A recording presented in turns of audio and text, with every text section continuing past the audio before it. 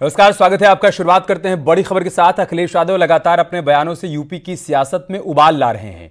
मठाधीश और माफिया वाले बयान के बाद एक बार फिर से उन्होंने संतों को लेकर एक ट्वीट किया। अब इस बयान को लेकर तीखा विरोध भी देखने को मिल रहा है। बीजेपी की तरफ से अखिलेश यादव पर तीखा पलटवार किया गया।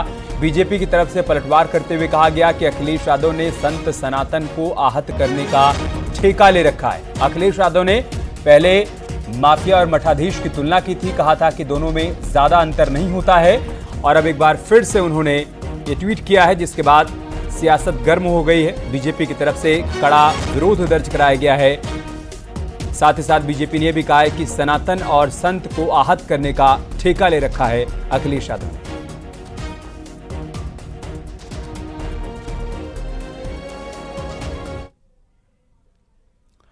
वहीं एसपी और बीजेपी की तरफ से इस पर क्या रिएक्शन सामने आए हैं, वो भी आपको दिखाते हैं। अखिलेश यादव जी हिंदू धर्म को, सनातन को, साधु सन्यासियों को, रामायण को, भगवान राम को आहत करने का ठेका ले रखे हैं। अखिलेश जी कहते हैं साधु सन्यासी चिरंजीवी होते हैं, मठ और माफिया एक होता है। काशी में लोग अंतिम समय में जाते हैं और सुंदरकांड को अश्लीलता से जोड़ के कहते हैं। अपने सामने रामचरितमानस की पुस्तकें जलवाते हैं। क्या अखिलेश यादव जी दूसरे धर्म पे कभी टिप्पणी किए हैं? नहीं। कि किसी की पहचान कपड़ों से नहीं होती, वेशभूषा से नहीं होती, उसके शब्दों से होती है। शब्दों से व्यक्ति का चरित्र समझ में आता है। और जिस तरीके के शब्द माननीय योगी आदित्यनाथ जी संविधान की शपथ लेकर के, खुद को संत कह करके, खुद को मठाधीश कह करके जिस तरीके के शब्दों का प्रयोग कर रहे हैं, तो वो तो उसी बात को चरितार्थ कर रहे हैं जो बात माननीय अखिलेश यादव जी ने कही थी। लखनऊ के सरोजनी नगर से बीजेपी के विधायक राजेश्वर सिंह ने अखिलेश यादव पर तीखा पलटवार किया। राजेश्वर सिंह ने ट्वीट करते हुए कहा कि जातिवाद की राजनीति लोकतंत्र के माथे पर सबसे बड़ा कलंक है। जातिवाद भावी पीढ़ी के उज्जवल भविष्य की राह में सबसे बड़ी बाधा है। जातिवाद अशिक्षित नेताओं की स्वकेंद्रित राजनीति का सबसे बड़ा हथियार है। जातिवाद की राजनीति एक जहर है।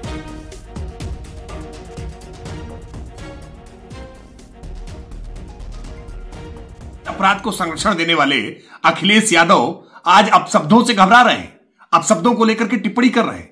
सच बात यह है कि जितने अपशब्द और हल्ला बोल करने का काम समाजवादी पार्टी ने किया है, राजनीति में उतना दूषित वातावरण किसी और राजनीतिक दल ने यह नहीं बनाया। वह उत्तर प्रदेश सरकार में वक्फ बोर्ड के डायरेक्टर शफात हुसैन ने भी अखिलेश यादव पर निशाना साधा है।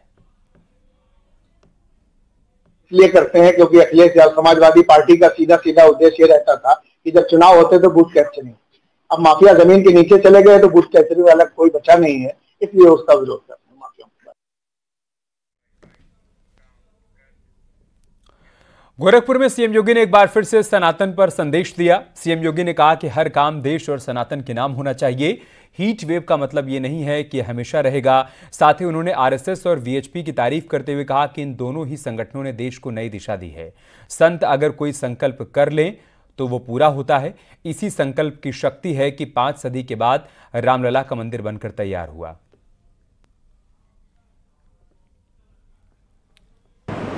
हम सनातन धर्म की रक्षा करने के लिए भारत की एक और एकात्मता को बनाए रखने में कैसे सफल हो सकते हैं, इसके लिए भी उनके जन जागरण के कार्यक्रम चलते रहे। बिना किसी से रुके, बिना डिगे, बिना झुके, बिना किसी की परवाह के बगैर कोई साथ में सहयोग करता था तो, नहीं करता था तो।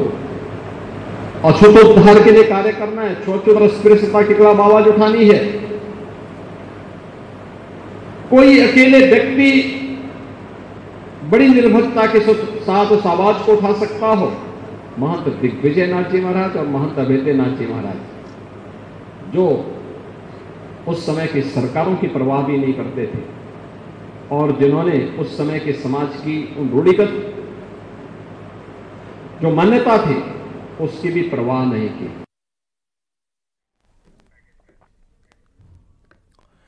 थूक वाली रोटी और यूरिन डालकर जूस पिलाने की घटनाओं पर सीएम योगी ने बड़ा बयान दिया। गोरखपुर में फ्लोटिंग रेस्टोरेंट के उद्घाटन कार्यक्रम में सीएम योगी ने कहा कि यहां पर थूक वाली रोटी नहीं मिलेगी, यहां हापुड़ वाला जूस भी नहीं मिलेगा, यहां जो भी मिलेगा शुद्ध मिलेगा।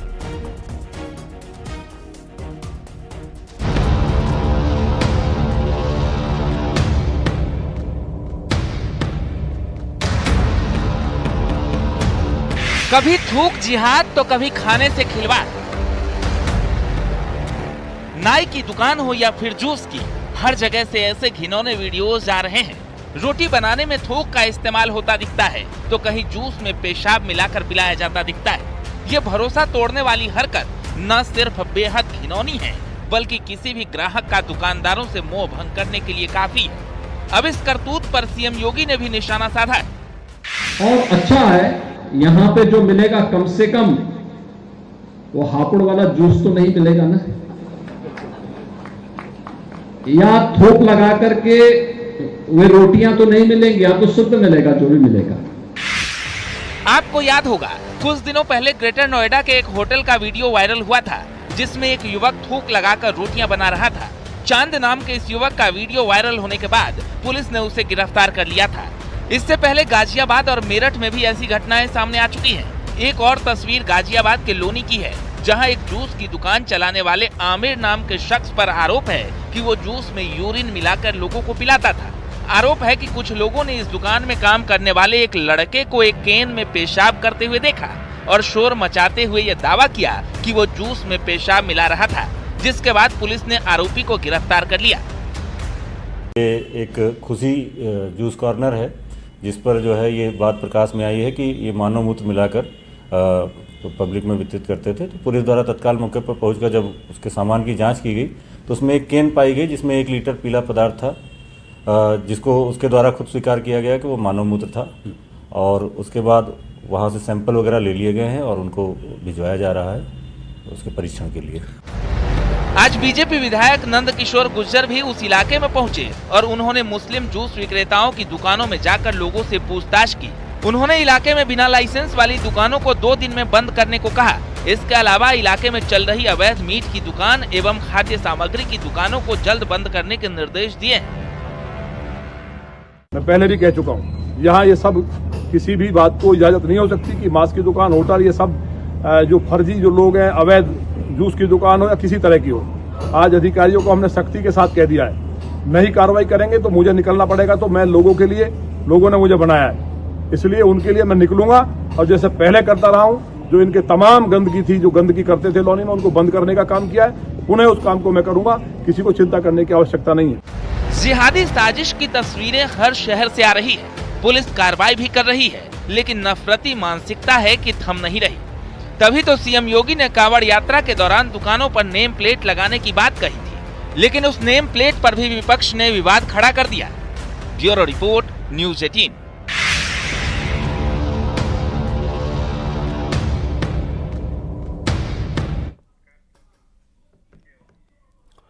यानी विवाद खाने पीने की चीजों में गंदगी की मिलावट को लेकर है, लेकिन इस पर योगी आदित्यनाथ का बयान आने के बाद समाजवादी पार्टी ने मुख्यमंत्री की भाषा पर सवाल खड़े कर दिए। समाजवादी पार्टी ने कहा कि मुख्यमंत्री इसलिए ऐसे बयान दे रहे हैं जिससे लोगों को लड़ाया जा सके। जरा सुनिए फखरुल हसन चांद क्या कह रहे हैं। प्रदेश में उपचुनाव होने वाले हैं और भारतीय जनता पार्टी हताश है, निराश है, परेशान है। इसलिए भारतीय जनता पार्टी थूक की, जूस की, मटन, मछली, मुल्ला, हिंदू, मुसलमान, मंदिर, मस्जिद, भजन कीर्तन, अजान, लव जिहाद, हिजाब, नकाब, मदरसा, फिल्में, मज़ारे, यूसीसी, हलाल प्रोडक्ट, इन्हीं की बात करेगी, इन्हीं की चर्चा करेगी। लेकिन भारतीय जनता पार्टी को हराने के लिए पीडीए तैयार है, पीडीए का परिवार तैयार है। और चलिए आपको वो 3 तस्वीरें दिखाते हैं जिसका सीएम योगी आदित्यनाथ ने जिक्र किया। कहीं पर रोटी में थूक का वीडियो तो कहीं पर थूक से मसाज का वीडियो, यहां तक कि अब फ्रूट जूस में यूरिन मिलाकर पिलाने का आरोप लगा है। ऐसी ही 3 तस्वीरें हम आपको दिखा रहे हैं। बागपत, गाजियाबाद और कन्नौज की तस्वीरें हैं। आप देखिए जहां रोटी पर थूक लगाकर रोटी सेकी जा रही है, वो आप बागपत की तस्वीर देख सकते हैं। गाजियाबाद में देखिए आप, जूस में यूरिन मिलाने का आरोप लगा, खूब हल्ला हंगामा हुआ। और तीसरी तस्वीर आप कन्नौज की देख पा रहे हैं जहां पर थूक मसाज किया जा रहा है। और इन्हीं सब बातों का जिक्र मुख्यमंत्री योगी आदित्यनाथ ने अपने भाषण में किया था।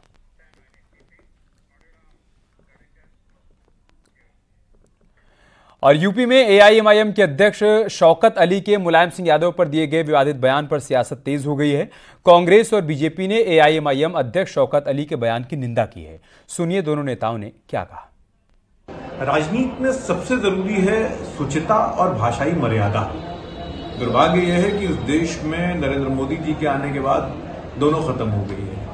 तो जिस रास्ते पर मोदी जी सियासत को ले चल रहे हैं, उसी रास्ते पर जो उनकी तरह सोच वाले अन्य दल हैं वो भी उसी पे चल पड़े हैं। नेताजी को लेकर, मुलायम सिंह जी को लेकर जिस तरह का बयान दिया गया एमआईएम के नेता द्वारा, वो बहुत दुर्भाग्यपूर्ण है और मैं इसकी घोर निंदा करता हूं, भर्त्सना करता हूं।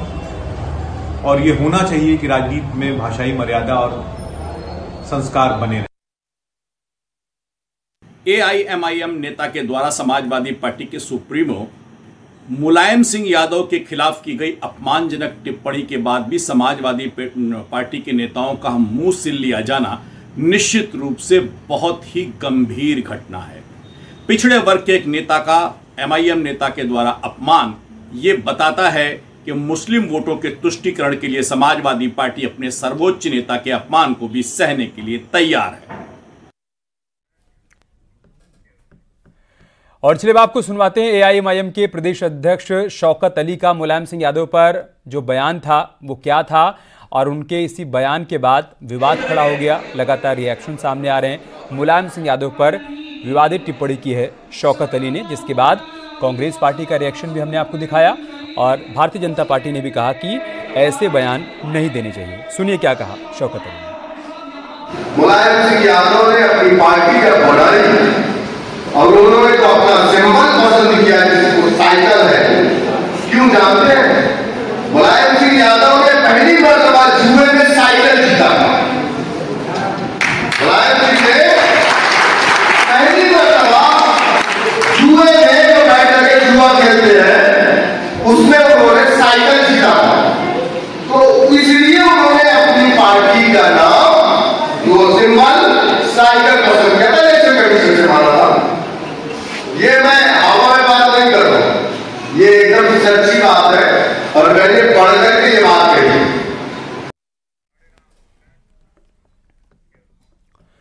दिल्ली में गृह मंत्री अमित शाह ने छत्तीसगढ़ के बस्तर में नक्सल हिंसा के पीड़ितों से मुलाकात की। इस दौरान अमित शाह ने कहा कि अगले 1 साल में नक्सल समस्या का खात्मा हो जाएगा। अमित शाह ने कहा कि नक्सलियों और कश्मीर में आतंकियों के खिलाफ जल्द ही बड़ा ऑपरेशन चलाया जाएगा। 4 जिले छोड़कर पूरे देश में नक्सलवाद को समाप्त करने में नरेंद्र मोदी सरकार को सफलता मिली है।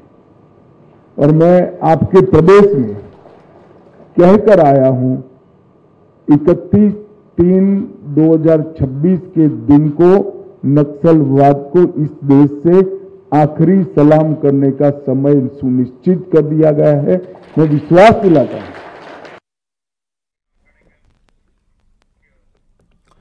इस दौरान गृहमंत्री अमित शाह ने नक्सलियों के मानवाधिकार की बात करने वालों को खूब खरी खोटी भी सुनाई।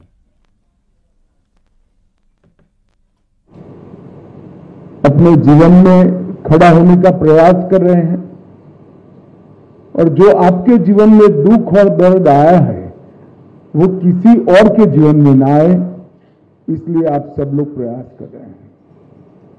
साथ अर्थ में पूरे देश और गृह मंत्रालय की ओर से आपका ये उत्साह, हौसला और आने वाले दिनों में बस्तर को शांत करने के लिए आपका जो अभियान है, इसको मैं मनपूर्वक हाथ जोड़कर प्रणाम करता हूं, इसका स्वागत करता हूं। मुझे पूरा विश्वास है कि विचारधारा के नाम पर जो लोग हथियार उठाकर समाज में निर्दोष लोगों को हत्याएं कर रहे हैं, नुकसान कर रहे हैं, वो सभी लोगों का दर्द जो आपके माध्यम से आप दिल्ली के गलियारों में आया है, कई सारे आंख होते हुए भी आंख से अंधे और कान होते हुए भी कान से बहरे लोगों के आंख और कान खोलने का काम करेगा। उनको हाथ में हथियार लेकर घूमते हुए लोगों का मानव अधिकार तो दिखता है, परंतु उनके आतंक के कारण छोटे छोटे बच्चे अपाहिज होकर पूरा जीवन व्यतीत करेंगे। किसी की मां छीन गई, किसी का बाप चला गया, किसी का शरीर का कोई अंग चला गया, उसके मानव अधिकार दिखाई नहीं पड़ते हैं।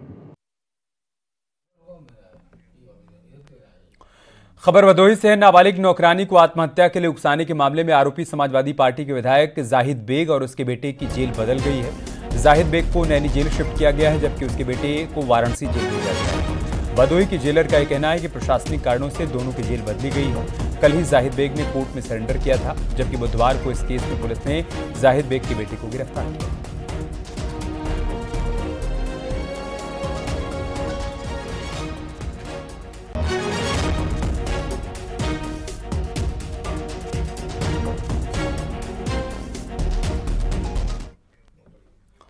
खबर मिर्जापुर से है, जहां पर पूर्व सांसद और समाजवादी पार्टी के नेता रमेश चंद्र बिंद की मुश्किलें बढ़ती हुई नजर आ रही हैं। रमेश चंद्र बिंद पर जमीन कब्जा कर आलीशान मकान बनवाने का आरोप लगा है। आरोप लगने और शिकायत के बाद जमीन की नाप जोख के लिए राजस्व की टीम मौके पर पहुंची। आरोप है कि बीएसपी सरकार में विधायक रहते हुए रमेश चंद्र बिंद ने जमीन पर कब्जा किया था। जितनी जमीन की रजिस्ट्री हुई थी, कब्जा उससे कहीं ज्यादा किया गया था। आरोप है कि जमीन पर एक हॉस्पिटल और ट्रॉमा सेंटर भी बनाया गया।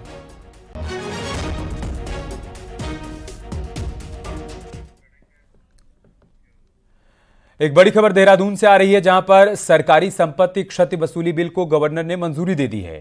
बिल को मंजूरी देने पर सीएम पुष्कर सिंह धामी ने राजभवन का आभार व्यक्त किया। राज्यपाल की मंजूरी के बाद कानून बन गया है। कानून के तहत सरकारी संपत्ति को नुकसान पहुंचाना महंगा पड़ेगा और दंगाइयों से नुकसान की वसूली की जाएगी। मुख्यमंत्री ने कहा कि इस कानून के तहत दंगाइयों से सरकारी और निजी संपत्ति को हुए नुकसान की भरपाई की जा सकेगी और साथ ही दंगा नियंत्रण में लगे सरकारी अमले और कार्यों पर आने वाले खर्च की भरपाई भी की जा पाएगी। वहीं संसदीय कार्य मंत्री प्रेमचंद्र अग्रवाल ने कहा कि इस एक्ट के तहत धरना प्रदर्शन या फिर दंगा के दौरान अगर किसी निजी या सरकारी संपत्ति को नुकसान पहुंचाया जाता है तो दंगाइयों को इसकी भरपाई करनी होगी और इसके लिए बाकायदा एक ट्रिब्यूनल भी गठित किया जाएगा जो ऐसे मामलों की सुनवाई करेगा। किसी व्यक्ति के अंग भंग होता है तो उसके लिए अलग से उसको क्षति का प्रावधान है। किसी व्यक्ति की मृत्यु इस दौरान उसमें हो जाती है तो कम से कम 7 लाख रुपए का उसमें वसूली का भी इसमें प्रावधान है। और यदि कोई जो दंगा करने वाला व्यक्ति नहीं कर पाएगा, भरपाई नहीं कर पाएगा, तो उसके लिए भी अलग से एक इसमें कानून है, एक प्रावधान है कि उस संबंधित की संपत्ति को कुर्क किया जाएगा। यानी कि एक ऐसा कानून जो आने वाले टाइम पे हमारे किसी भी रूप में निजी संपत्ति को, सार्वजनिक संपत्ति को अब नुकसान नहीं पहुंचाएगा तो उसके लिए कानून अपना काम करेगा। सरकारी संपत्ति क्षति वसूली कानून पर कांग्रेस के प्रदेश अध्यक्ष करण माहरा का बयान आया है। माहरा ने कहा कि संपत्ति को नुकसान पहुंचाने वालों पर कार्रवाई सही है, लेकिन दंगा करने और करवाने वालों पर भी कार्रवाई होनी चाहिए। इसके साथ ही कहा कि बनभूलपुरा में हिंदू मुस्लिम करने का प्रयास किया गया। कानून बनाने से पहले बीजेपी अपने नेताओं को ट्रेनिंग दे, क्योंकि ज्यादातर अपराधों में बीजेपी के नेता शामिल हैं। बिल्कुल ठीक है, क्योंकि राष्ट्र की परिसंपत्तियों के संग जो नुकसान करता है उसके खिलाफ कार्रवाई होनी चाहिए, लेकिन इसके साथ परिस्थितियां किसने पैदा की उसके खिलाफ भी कार्रवाई होनी चाहिए।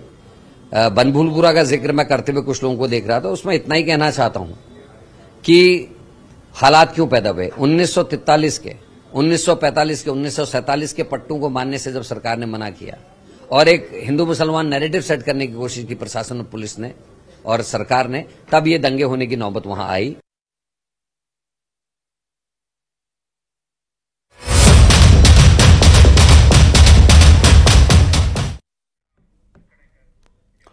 पूर्व आईएएस मोहिंदर सिंह के चंडीगढ़ आवास पर ईडी की छापेमारी हुई और इसमें 100 करोड़ रुपए की चल अचल संपत्ति के सबूत मिले हैं। यह खबर सूत्रों के हवाले से आई है। तमाम संपत्ति मोहिंदर सिंह और उनके करीबियों के नाम पर हैं। सूत्रों के मुताबिक मोहिंदर सिंह के करीब 14 घंटे ईडी ने पूछताछ भी की। ईडी के सवालों का मोहिंदर सिंह सही तरीके से जवाब नहीं दे पाए। मोहिंदर सिंह को जल्द ही पूछताछ के लिए लखनऊ ईडी ऑफिस बुलाया जाएगा। नोएडा अथॉरिटी के सीईओ रहने के दौरान हैंसिडा प्रोजेक्ट प्राइवेट लिमिटेड को दी गई रियायतों के सवाल पर उन्होंने अपने सहयोगियों को जिम्मेदार ठहराया। बता दें कि हाईकोर्ट के आदेश पर हैसिंडा प्रोजेक्ट मामले में यह कार्रवाई हुई है। नोएडा में आलीशान रिहायशी प्रोजेक्ट में निवेश के नाम पर घपले का मामला है।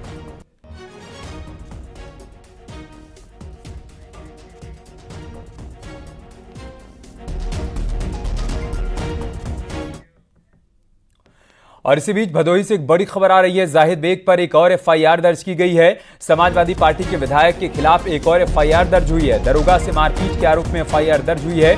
सरेंडर के दौरान मारपीट करने का आरोप लगा है। जाहिद बेग के समर्थकों पर भी केस दर्ज हुआ है। चौकी इंचार्ज ने एफआईआर करवाई है। कल ही जाहिद बेग ने कोर्ट पहुंचकर सरेंडर किया था। इसी दौरान पुलिस के साथ उनकी नोकझोंक हुई थी और अब ये जानकारी सामने आ रही है कि एसपी विधायक के खिलाफ एफआईआर दर्ज हुई है। दरोगा से मारपीट के आरोप में एफआईआर दर्ज की गई है। सरेंडर के दौरान मारपीट करने का आरोप लगा है। जाहिद बेग के कुछ समर्थकों पर भी केस दर्ज किया गया है। चौकी इंचार्ज ने इस मामले में एफआईआर दर्ज कराई है।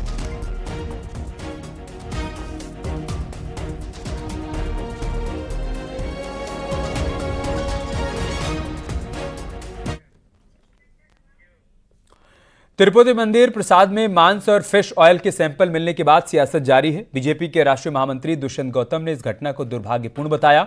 उन्होंने इसे हिंदुओं की आस्था पर चोट बताया। पूर्ण है कि देश के अंदर जिस प्रकार से सनातन और सनातन की आस्था, धार्मिकता, पवित्रता का जिसका पर उनको अपवित्र करने का काम किया जा रहा है, उन पर आक्रमण किया जा रहा है, यह विषय नहीं है। इंडिया अलायंस जब से बना उनका एक ही प्लान है, एक ही प्रोग्राम है उनका। लव जिहाद है, रेल जिहाद है, धार्मिक जिहाद है, अतिक्रमण जिहाद, इतने अनेक तरीके से वो हमारी आत्मा संस्कृति को खत्म करने का एक षड्यंत्र कर रहे हैं। और ये तो बड़ा महापाप है कि तिरुपति बालाजी के जो प्रसादम है, प्रसाद है जो, उसके अंदर चर्बी का मिलना, ऑयल का मिलना, मुझे लगता है कि इसकी जांच होकर जो भी दोषी हैं उनको कड़ी से कड़ी सजा देनी चाहिए। तिरुपति मंदिर के प्रसाद पर सियासी बवाल जारी है। बीजेपी लगातार हमलावर है। भारतीय जनता पार्टी के विरोधी दल की सरकार जब भी शासन सत्ता में आती है, यह भारत की संस्कृति, भारत के संस्कार, भारत की परंपरा और सनातन मूल्यों के खिलाफ इस प्रकार का दुष्चक्र रचते हैं। निश्चित रूप से पूरे की पूरे विपक्ष को इस मामले में माफी मांगनी चाहिए।